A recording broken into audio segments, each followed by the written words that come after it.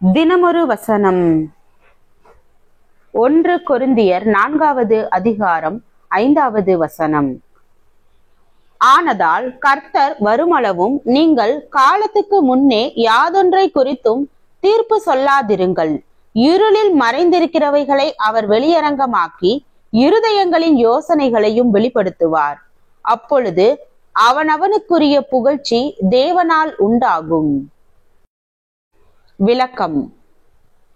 குறிப்பிட்ட ஒருவர் தேவ ஊழியர் ஒருவருடைய பிரசங்கங்களினாலும் அவர் எழுதிய புத்தகங்களினாலும் கவரப்பட்டார். அவரை நல்ல ஒரு தேவ ஊழியர் என்று கண்டறிந்து அவர் எங்கு பிரசங்கிக்க சென்றாலும் அங்கே அவரை சந்திக்க போய்விடுவார். தாவீதை யோனத்தான் நேசித்ததை போல மிகுதியாக அந்த ஊழியரை நேசித்தார்.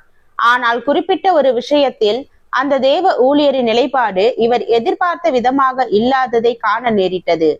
அவ்வளவுதான். அதற்கு மேல் அந்த ஊழியரின் பெயரை சொன்னாலே இவருக்கு கசந்துவிடும். அதற்கு மேல் அந்த ஊழியரின் எந்த ஒரு நல்ல நடவடிக்கைகளிலும் இவருக்கு ஒரு நல்லெண்ணமோ சந்தோஷமோ கிடையாது. இது பரிசுத்தத்தின் மேல் கொண்ட பற்றினால் ஏற்பட்டது அல்ல. இது பரிசேயத்துவ ஆவியின் பிரதிபலிப்பு.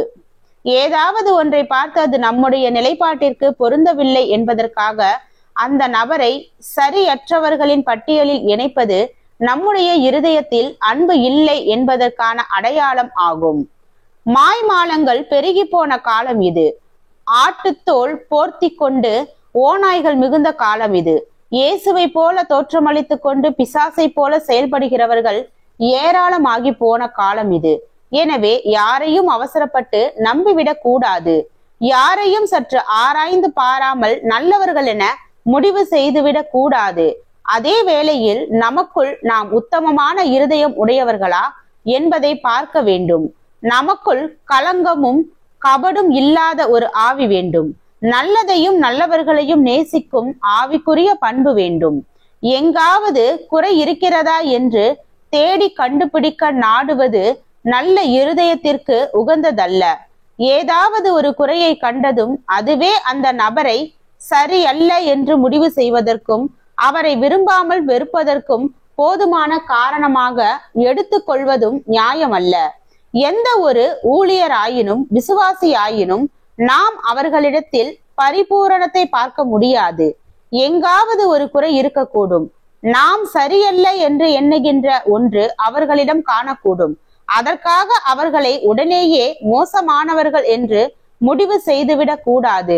நாம் எதிர்பார்க்கின்ற விதத்தில் எல்லாம் அவர்கள் இல்லை என்பதற்காக அவர்களை சரியற்றவர்களின் பட்டியலில் சேர்த்துவிடக் கூடாது.